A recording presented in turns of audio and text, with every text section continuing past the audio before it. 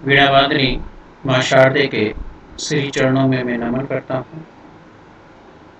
प्यारे विद्यार्थियों, एस मंगल क्लासेस में आप सभी का स्वागत करता हूँ, अभिनंदन करता हूँ। आप सभी की बेहद मांग थी कि सर आरटी 2009 के महत्वपूर्ण प्रश्न हमें दीजिए, तो आपकी मांग को देखते हुए मैं आपके लिए बहुत इम्पोर्टेंट प्रश्न लेकर आया हूँ।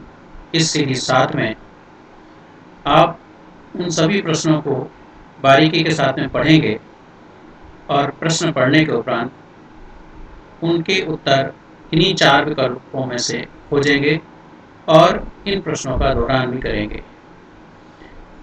परीक्षा नज़दीक है और इस परीक्षा नज़दीक है तो हमें चिंता नहीं करनी है, चिंतन करनी है, सकारात्मक ऊर्जा के साथ आगे बढ़ना है। तो चलिए मैं प्रारंभ करता हूँ। पहला प्रश्न है बच्चों, आरटी 2009 का पूरा नाम है। पहला विकल्प है आपके पास निःशुल्क बाल अधिकार अधिनियम 2009। दूसरा है निःशुल्क बाल शिक्षा अधिकार अधिनियम 2009। तीसरा है निःशुल्क बाल अधिकार शिक्षा अधिनियम 2009 और चौथा विकल्प है बच्चों निःशुल्क और अनिवार्य बाल शिक्षा का अधिकार अधिनियम 2009। अब इसमें चारों विकल्प आपको एक जैसे दिख रहे हैं, किंतु अंतर है और अंतर की दृष्टि से मैं ध्यान रखना है। यदि मैं अंग्रेजी में बात करूं तो आरटी को कहते हैं राइट टू एजुकेशन 2009 और हिंदी में यदि इसका पूरा नाम देखें तो इसका पूरा नाम है बच्चों निःशुल्क और अनिवार्य।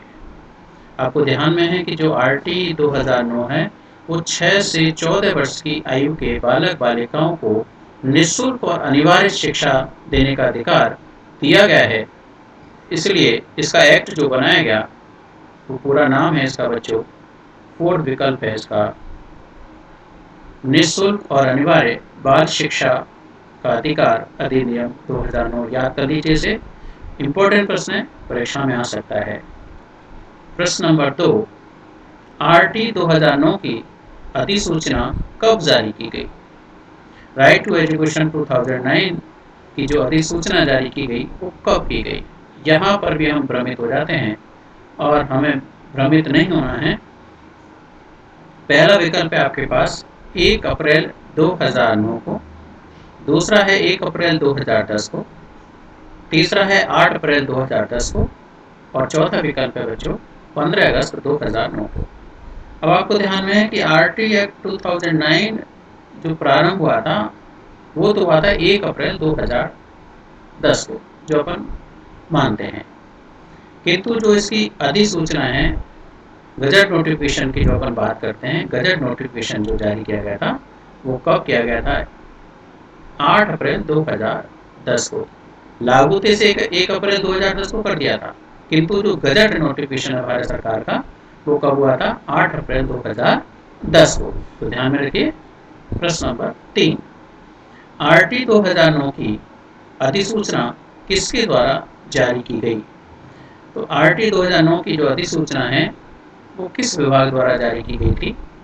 पहला विकल्प है एमएचआरडी द्वारा, दूसरा सीबीएसई द्वारा, तीसरा एनसीईआरटी द्वारा और चौथा न्यूपा द्वारा। अब चारों की चारों शिक्षा से रिलेटेड हैं। एमएचआरडी है, अब इसे भारत सरकार ने मानव संसाधन विकास मंत्रालय का नाम बदल करके शिक्षा मंत्रालय कर दिया गया है। तो क्या इसकी अधिसूचना एमएचआरडी द्वारा जारी की गई या सीबीएसई जो हमारा केंद्रीय शिक्षा बोर्ड सेकेंडरी एजुकेशन उसके द्वारा जारी की गई? क्या एनसीईआरटी के द्वारा जारी की गई या फिर न्यूपा जो हमारी एक यूनिवर्सिटी है उसके द्वारा?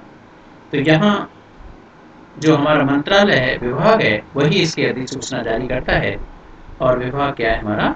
एमएचआरडी, जिसका नया नाम क्या है? शिक्षा मंत्रालय कर दिया गया है।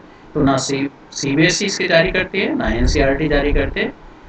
एनसीईआरटी का काम तो आपको ध्यान में है कि जो पाठ्यक्रम निर्माण करने की जब अपन बात करते हैं वो एनसीईआरटी करती है, लेकिन जब हम सीबीएसई की बात करते हैं तो सीबीएसई में तो आपको ध्यान में है ही कि सीबीएसई में जो बोर्ड की परीक्षाएं होती है, जैसे हमारे RBSE है, राजस्थान बोर्ड है, उसी प्रकार सेंट्रल का जो बोर्ड है वो कौन सा होता है, CBSE होता है। तो RT 2009 की जो अधिसूचना है वो किसके द्वारा जारी की गई थी, MHRD द्वारा जारी की गई थी। प्रश्न नंबर 4, RT 2009 की अधिसूचना मानव संसाधन विकास मंत्रालय के किस विभाग द्वारा जारी की गई? अच्छा प्रश्न है। तो इसमें पिछले वाले प्रश्न का भी उत्तर आ गया बच्चों। अभी पूछा गया था आपसे कि RT 2009 की अधिसूचना किसके द्वारा जारी की गई, तो यहाँ इसी प्रश्न में आंसर मिलता है आपको, मानव संसाधन विकास मंत्रालय। लेकिन मानव संसाधन विकास मंत्रालय के भी किस विभाग द्वारा से जारी किया गया था? तो पहला विभाग है वहां पर शिक्षक शिक्षा विभाग द्वारा जारी किया गया था। दूसरा, क्या इसे शैक्षिक प्रौद्योगिकी विभाग द्वारा जारी किया गया था?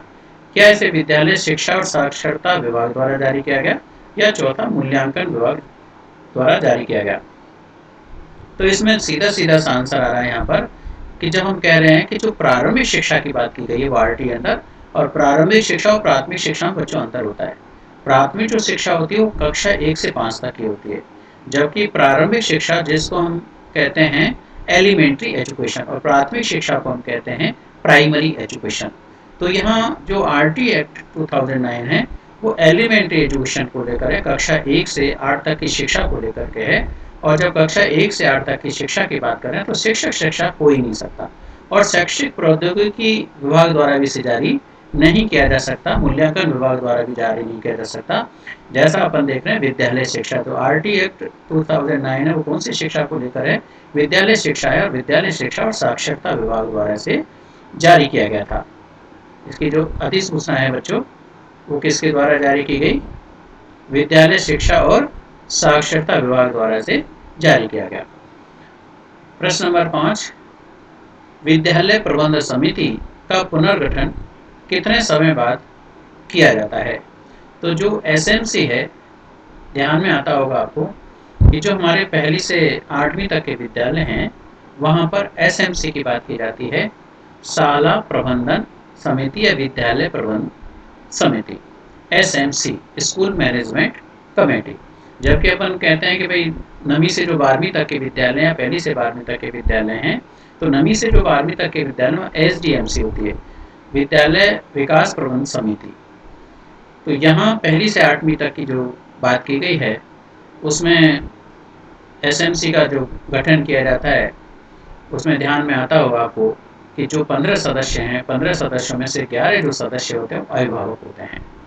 अब इसका जब पुनर्गठन करने की जब अपन बात करते हैं तो पुनर्गठन के लिए 4 विकल्प आपके पास में हैं। क्या प्रत्येक 2 वर्ष बाद इसका पुनर्गठन किया जाता है? क्या प्रत्येक 1 वर्ष बाद इसका पुनर्गठन किया जाता है? क्या प्रत्येक 6 माह बाद? या प्रत्येक 3 वर्ष बाद? तो यहाँ आंसर बच्चों आपको करना है प्रत्येक 2 वर्ष बाद इसका क्या किया जाता है, गठन किया जाता है। प्रश्न नंबर 6, SMC में स्कूल मैनेजमेंट कमेटी में स्थानीय प्राधिकारी के निर्वाचित सदस्यों में से कितने सदस्यों का निश्चय स्थानीय प्राधिकारी द्वारा किया जाता है? तो जो SMC में स्थानीय प्राधिकारी के निर्वाचित सदस्य जो होते हैं अपने पास में, उसमें से कितने सदस्यों का विनिश्चय स्थानीय प्राधिकारी द्वारा किया जाता है? तो कितने सदस्यों का किया जाता है बच्चों? आंसर करके आना है आपको 1/3। 1/3 का विनिश्चय स्थानीय प्राधिकारी द्वारा किया जाता है। प्रश्न नंबर 7, SMC में विद्यालय के अध्यापकों में से 1/3 सदस्यों का विनिश्चय किसके द्वारा किया जाता है? अब SMC में हमें ध्यान में आता हुआ आपको कि SMC में जो 11 सदस्य हैं वो तो अभिभावक प्रतिनिधि के रूप में होते हैं, और जो 4 सदस्य इसके अंदर होते हैं वो एक सदस्य सचिव होने के नाते संस्था प्रधान काम करते हैं। दूसरा, इन्हीं के एक अध्यापक होते हैं, जो अध्यापक विद्यालय के अंदर होते हैं उनमें से निर्वाचित एक अध्यापक होता है। एक जो रखा जाता है वो वार्ड पंच या पार्षद होता है, उसको रखा जाता है। और चौथा जो सदस्य है इसके अंदर वो कोई शिक्षाविद हो सकता है, और शिक्षाविद नहीं मिलता तो विद्यालय के विद्यार्थी को मेंबर बनाया जाता है। तो यहाँ प्रश्न है SMC में विद्यालय के अध्यापकों में से, अब जो विद्यालय के अध्यापकों में से 1/3 सदस्यों का विनिश्चय किसके द्वारा किया जाता है? तो फिर आंसर आएगा आपका कि जो अध्यापक विनिश्चय करेंगे वो अध्यापक ही करने वाले हैं, अध्यापक का। इसलिए यहाँ अच्छा प्रश्न है। बहुत सारे बच्चे समिति के अध्यक्ष द्वारा करके आ सकते हैं या समिति के अभिभावकों द्वारा करके आ सकते हैं या फिर समिति के वरिष्ठ सदस्य संस्था प्रधान द्वारा आंसर करके आ सकते हैं। नहीं, इसमें जो विनिश्चय किया जाता है वो किसके द्वारा किया जाता है? विद्यालय के अध्यापकों द्वारा। इनमें से एक अध्यापक का चयन किया जाता है। प्रश्न नंबर 8, एसएमसी की बैठक की जाती है। पहला विकल्प माह में 1 बार, दूसरा विकल्प माह में 2 बार, तीसरा विकल्प वर्ष में 1 बार और चौथा विकल्प बच्चों कभी भी की जा सकती है। क्या ऐसा संभव है कि कभी भी हम एसएमसी की बैठक कर सकते हैं? नहीं, यह भी एक निर्धारित प्रक्रिया के तहत होती है। इसमें भी एक निश्चितता होती है। और मैं आपको याद दिला दूं कि जो गाँव के लोग हैं वो अब प्रतिदिन काम पर निकलते हैं, बहुत सारे लोग मजदूरी करते हैं, अब वो भी एसएमसी की बैठक में भाग ले सकें, इसलिए ध्यान में आता होगा आपको कि जो मावस आती है ना, मावस पर खासतौर से मजदूर वर्ग है, उनकी छुट्टी होती है, वो छुट्टी रखते हैं, इसलिए कि ज़्यादा से ज़्यादा लोग इसमें उपस्थित हो सकें, इसका कोरम पूरा हो सके। तो मावस के दिन आपको ध्यान में है कि मावस महीने में 1 ही बार आती है, इसलिए माह में 1 बार एसएमसी की बैठक आहूत की जाती है। प्रश्न नंबर 9, बहुत आसान प्रश्न है।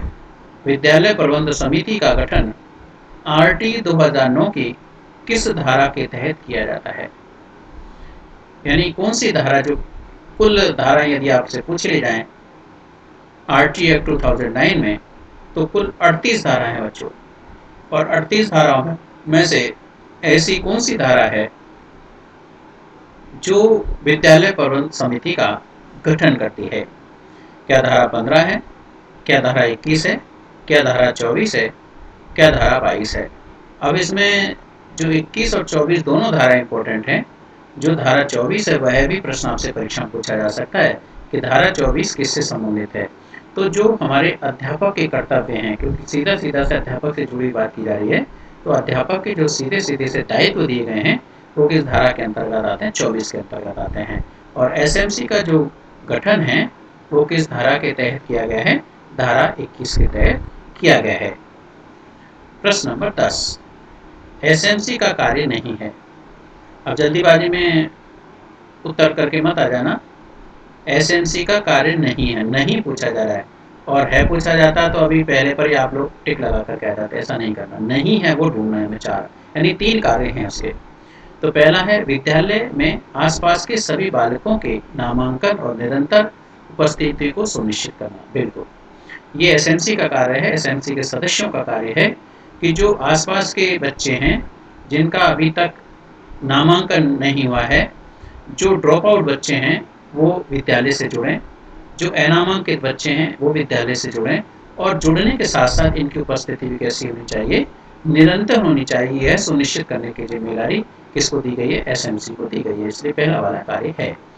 दूसरा, किसी अध्यापक द्वारा बालक का शारीरिक उत्पीड़न करने पर उसे दंडित करना। अब ये तो हमें ध्यान में है कि एसएमसी में यह प्रावधान किया गया है कि कोई भी अध्यापक किसी भी प्रकार से बालक का ना तो शारीरिक और ना ही मानसिक उत्पीड़न कर सकेगा, और यदि वो उत्पीड़न करता है तो फिर उसके खिलाफ क्या की जाएगी? कार्रवाई की जाएगी। लेकिन क्या ये एसएमसी का कार्य है उसे दंडित करने का? जरा अपन तीसरे और चौथे विकल्पों को पढ़ लें, फिर आंसर अपन निकालेंगे। तीसरा विकल्प है विद्यालय की आवश्यकताओं का पता लगाना एवं योजनाएं बनाना। यस, जो विद्यालय के अंदर कौन कौन सी आवश्यकताएं, भामाशाहों को जोड़ने की जो अपन बात करते हैं, वो एसएमसी के माध्यम से ही भामाशाहों को जोड़ा जाता है। तो विद्यालय के अंदर हो सकता है कक्षों की आवश्यकता है, हो सकता है फर्नीचर की आवश्यकता है, हो सकता है जो दैनिक आवश्यक वस्तुएं हैं उनकी आवश्यकता है। तो इनको जो व्यवस्थाएं देने की जो जिम्मेदारी है, आवश्यकताओं की पूर्ति करने की जिम्मेदारी है, वो हमारी एसएमसी की होती है, और योजना बनाने की भी जिम्मेदारी है वो किसकी है? एसएमसी है।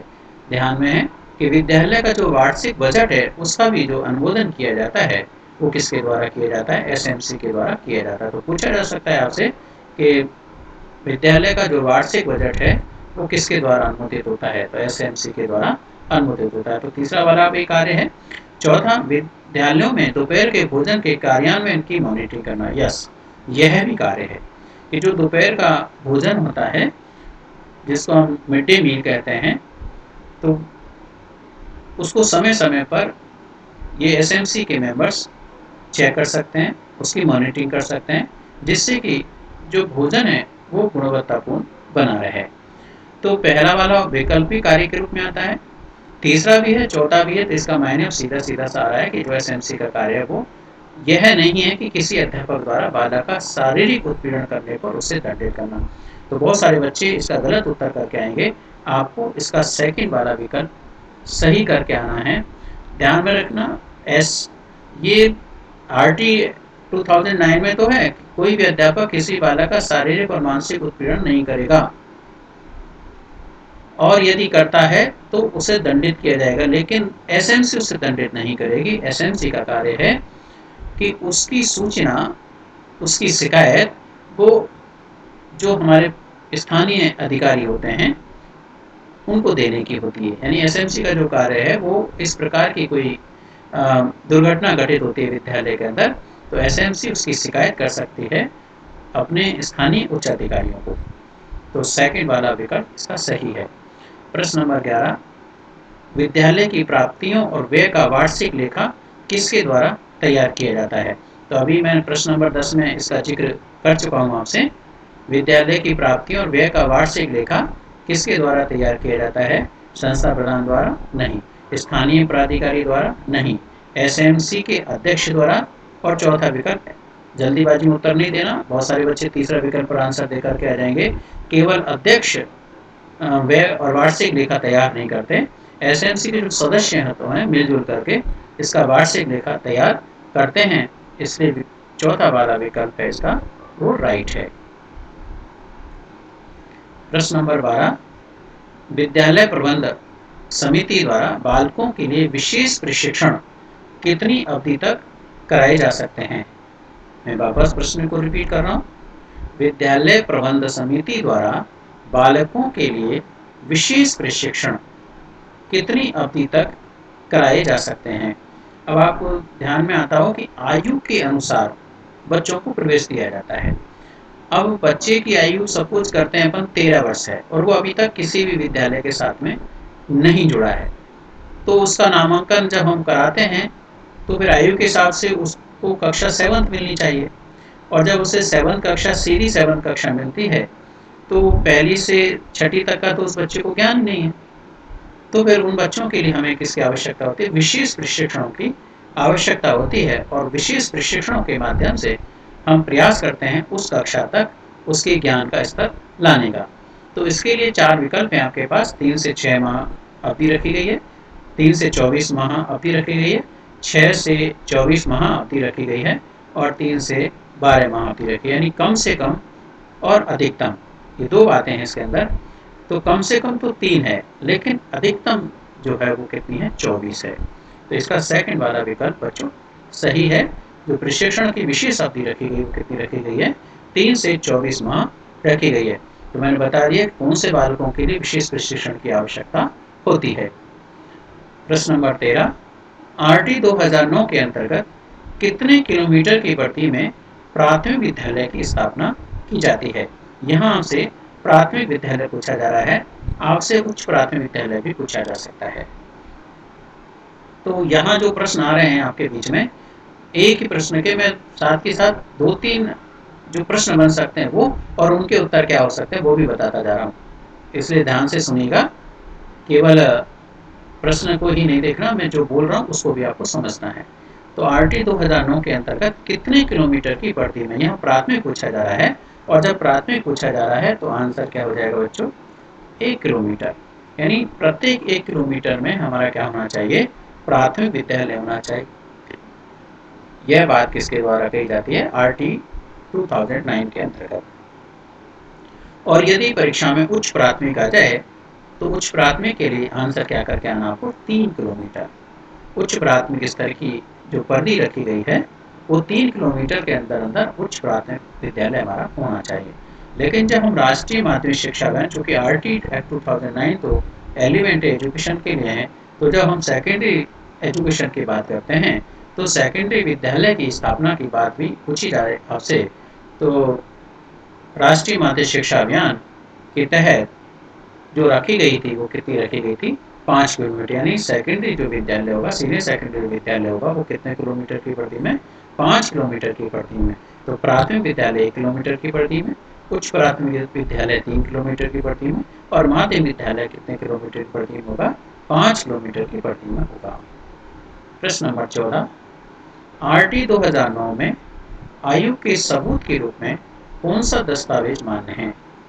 तो आरटी 2009 में आपको जब अपने बच्चे को प्रवेश दिलाना होता है तो वहाँ आयु का दस्तावेज मांगा जाता है कि किस आयु का है वाला, क्योंकि आयु के हिसाब से उसे कक्षा निर्धारण किया जाता है।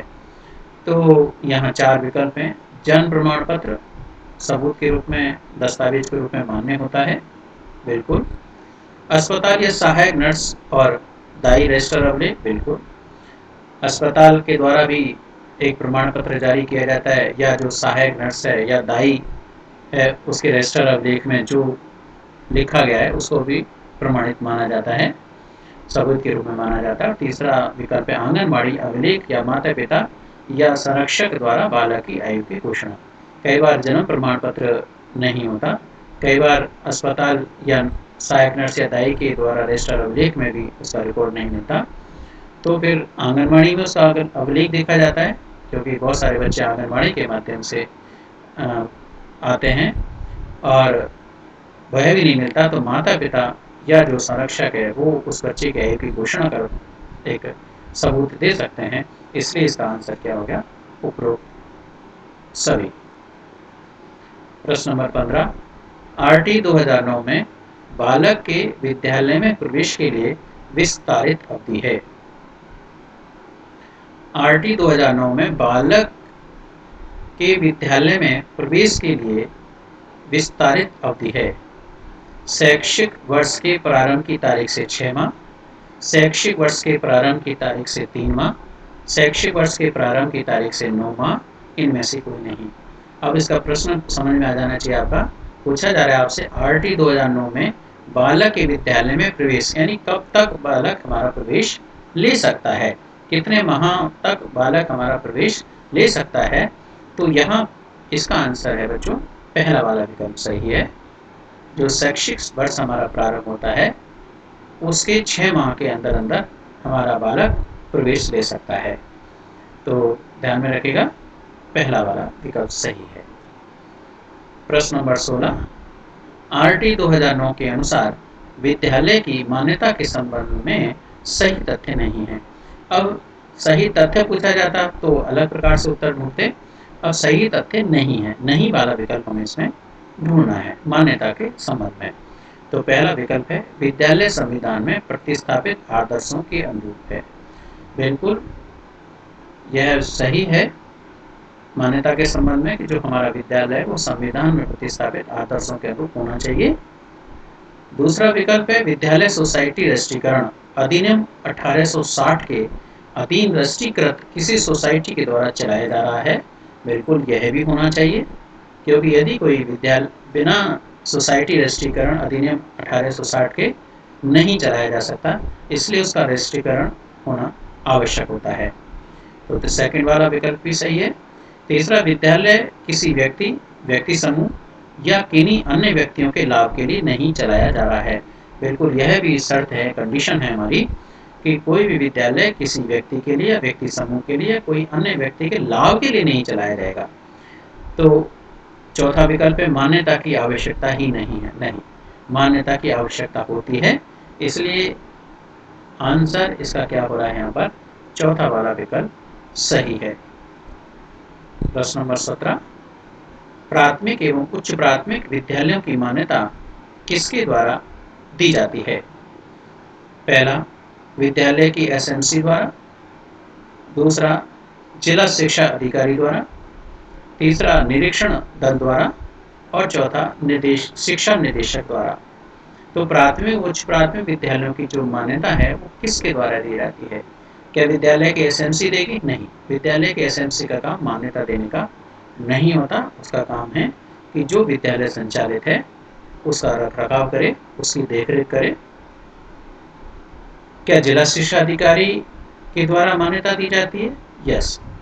निरीक्षण, अब यहाँ आप में से कई बच्चे कर सकते हैं निरीक्षण द्वारा, निरीक्षण दल द्वारा नहीं। निरीक्षण दल का काम है केवल और केवल जांच करना। वो जांच रिपोर्ट प्रस्तुत करता है जिला शिक्षा अधिकारी को और जिला शिक्षा अधिकारी मान्यता प्रदान करता है। शिक्षा निदेशक का काम नहीं होता कि किसी भी प्राथमिक और उच्च प्राथमिक विद्यालय की मान्यता प्रदान करे। तो जो जिले का मुखिया होता है वही मान्यता प्रदान करता है जिला शिक्षा अधिकारी द्वारा। प्रश्न नंबर 18, आरटी 2009 के अनुसार बालक के प्राथमिक शिक्षा पूरा होने का प्रमाण पत्र विद्यालय स्तर पर प्राथमिक शिक्षा पूरी करने के कितने मास के भीतर जारी किया जाता है? यानी हमारे बच्चे ने प्राथमिक शिक्षा पूरी कर ली, अब प्राथमिक शिक्षा पूरी करने का प्रमाण पत्र उसे जारी करना है क्योंकि उसे आगे उच्च प्राथमिक शिक्षा प्राप्त करनी है। तो फिर उसके लिए प्रमाण पत्र की आवश्यकता है। तो विद्यालय कितने समय में उस प्रमाण पत्र को जारी करेगा, जारी करना होगा? क्या 3 मास के भीतर, क्या 6 मास के भीतर, क्या 1 मास के भीतर या 12 मास के भीतर? तो ये अच्छा प्रश्न है और अच्छा प्रश्न है, आंसर होगा 1 मास के अंदर अंदर उस बच्चे के लिए क्या करना होता है? प्रमाण पत्र को जारी करना होता है। प्रश्न नंबर 19, यह प्रश्न भी अच्छा है बच्चों। आरटी 2009 के अंतर्गत गठित राष्ट्रीय सलाहकार परिषद का कृत्य नहीं है। जैसे राष्ट्रीय सलाहकार परिषद होती है जो राष्ट्रीय स्तर की होती है, तो राज्य के अंदर भी जो गठित है वो है राज्य सलाहकार परिषद। तो यहाँ आपसे प्रश्न पूछा जा रहा है राष्ट्रीय सलाहकार परिषद का कृत्य नहीं है, यानी काम नहीं है, कार्य नहीं है। धारा 19 का कार्यान्वयन बिल्कुल है क्योंकि समस्त धाराओं के कार्यान्वयन की जो जिम्मेदारी है वो राष्ट्रीय सलाहकार परिषद की होती है, इसलिए पहला वाला विकल्प इसका आंसर नहीं है। दूसरा, अधिनियम के प्रभावी कार्यान्वयन के लिए अध्ययन और अनुसंधान करना, यह भी कार्य है कि अधिनियम प्रभावी ढंग से कार्यान्वित हो सके, इसलिए उसका अध्ययन करना और इसमें अनुसंधान कार्य भी करना। तीसरा, विद्यालय प्रबंध समिति का गठन करना और चौथा है राज्य सलाहकार परिषदों के साथ समन्वय करना। अभी जो मैं अभी कह रहा था कि राष्ट्रीय सलाहकार परिषद जो राष्ट्रीय स्तर की होती है और जब राज्य की बात करते हैं तो वहाँ पर राज्य सलाहकार परिषद होती है। तो आपस में राज्य सलाहकार परिषदों के साथ में भी जो समन्वय करती है वो कौन सी परिषद करती है?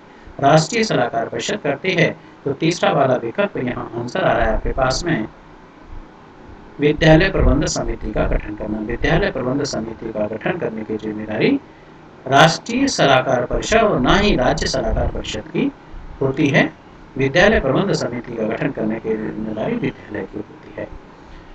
तो अब इस सीरीज का अंतिम प्रश्न, आरटी 2009 के अंतर्गत गठित राज्य सलाहकार परिषद का पदेन सदस्य सचिव होता है। अब यहाँ इस बात को ध्यान में रख लेना, आपसे पूछा जा रहा है पदेन सदस्य सचिव, यानी कोई व्यक्ति नहीं है, पद है, पद के ऊपर है। तो 4 विकल्प हैं आपके पास, राज्य परियोजना निदेशक सर्व शिक्षा अभियान, प्रारंभिक शिक्षा निदेशक, निदेशक SIERT और चौथा विकल्प है शासन सचिव प्रारंभिक शिक्षा। तो आरटी 2009 के अंतर्गत गठित राज्य सलाहकार परिषद का पदेन सदस्य सचिव कौन होता है, बताइए? तो राज्य परियोजना निदेशक और सर्व शिक्षा अभियान, जब आरटी 2009 गठित हुआ था, एक्ट आया था, उस समय सर्व शिक्षा अभियान देश में चल रहा था। और अब आपको ध्यान में आता है कि सर्व शिक्षा अभियान और राष्ट्रीय माध्यमिक शिक्षा अभियान, इन दोनों को मर्ज कर दिया गया है और साथ में शिक्षक शिक्षा भी इसके साथ समाहित करते हुए इसका नया नाम दे दिया गया है समग्र शिक्षा अभियान। तो अब जो राज्य परियोजना निर्देशक है वो केवल सर्व शिक्षा अभियान का नहीं होता, समग्र शिक्षा अभियान का होता है, जो कि लेकिन 2009 जो बना है वो मूल रूप से उसमें जो शब्द हैं वो क्या है आंसर इसका फर्स्ट। राज्य परियोजना निदेशक सर्व शिक्षा अभियान, इसका क्या होता है पदेन सदस्य सचिव होता है। तो ना तो दूसरा वाला विकल्प है, ना तीसरा सही हो, ना ही चौथा सही है। तो ये आपकी मांग के हिसाब से मैंने आरटी 2009 के प्रश्न रखे हैं। बच्चों कोई टेक्निकल दिक्कत इसमें हो सकती है, मुझे जैसा समय मिला, जैसे मेरे पास साधन सुविधाएं मिली, उसका उपयोग करते हुए मैंने इसे आपके लिए जारी किया है। आप पहले वाले प्रश्न भी, टीचिंग मेथड्स के प्रश्न, साइकोलॉजी के प्रश्न आप दोहराते रहिएगा और बार बार दोहराएंगे, बार बार अभ्यास करेंगे तो आपको सफलता मिलेगी। आप इस वीडियो को लाइक करें, सब्सक्राइब करें और शेयर करें। बहुत बहुत धन्यवाद, बहुत बहुत आभार।